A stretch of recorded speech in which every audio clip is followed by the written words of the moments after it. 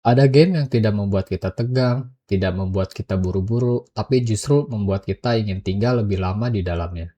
Dan buat saya, Harvest Moon Hero of Leaf Valley adalah salah satunya.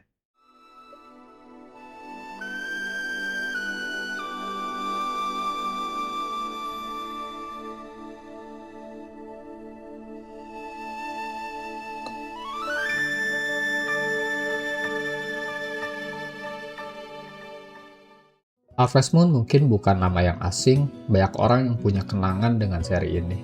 Dan saya juga termasuk salah satunya. Dulu, saya juga memainkan beberapa game Harvest Moon seperti Back to Nature, A Wonderful Life, Save the Homeland, dan bahkan beberapa judul lainnya. Dan saya yakin dari sekian banyak Harvest Moon, pasti Back to Nature bakalan banyak orang yang merasa game itu sangat ikonik dan banyak orang yang menyukainya. Tapi entah kenapa dari semua seri yang pernah saya mainkan, justru Hero of Leaf Valley yang membuat saya ingin kembali lagi dan lagi. Di video ini, saya tidak akan ngebahas Harvest Moon sebagai game farming biasa. Saya hanya ingin bercerita tentang game ini terasa begitu tenang, dan kenapa saya selalu ingin kembali ke sana gitu. Harvest Moon Hero of Leaf Valley adalah game yang dirilis pada tahun 2009 untuk PSP yang dikembangkan oleh Marvelous Entertainment. Secara garis besar, kita bermain sebagai seseorang yang datang ke sebuah desa bernama Leaf Valley yang terancam akan diambil alih oleh sebuah perusahaan, dan tugas kita adalah menyelamatkan desa itu, tapi secara menyelamatkannya bukan dengan bertarung ya, melainkan dengan hidup di dalamnya.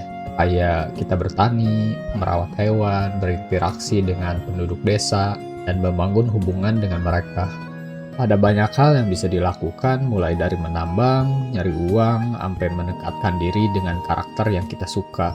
Dan seperti seri Harvest Moon lainnya, kita juga bisa menikah, memberi hadiah, naikin hati karakter, dan perlahan membangun hubungan. Tapi yang membuat pengalaman saya berbeda dengan game ini adalah saya mainin ini dulu tuh sendirian. Tidak seperti Obscure 2 yang saya ceritain kemarin, saya maininnya tuh kan bareng temen. Hero of Leaf Valley justru jadi pengalaman yang sangat personal.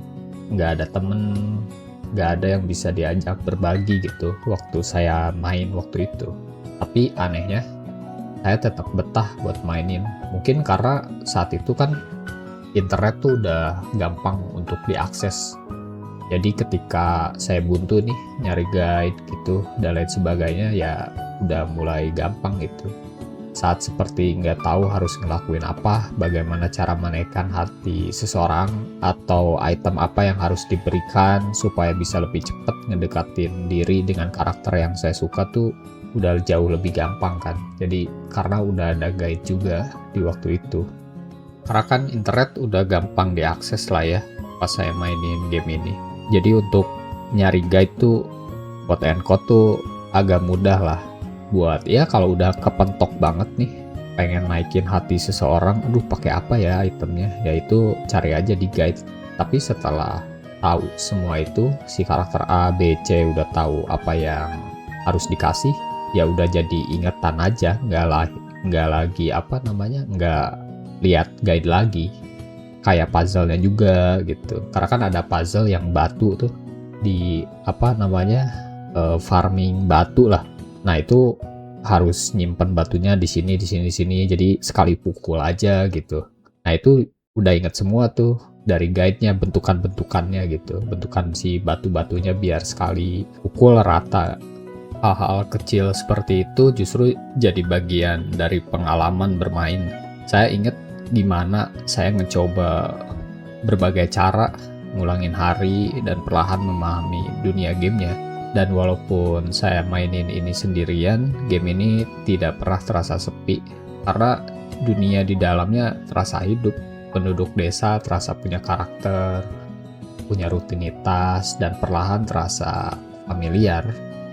Yang saya rasakan saat mainin game ini bukan soal progres, tapi soal perasaan.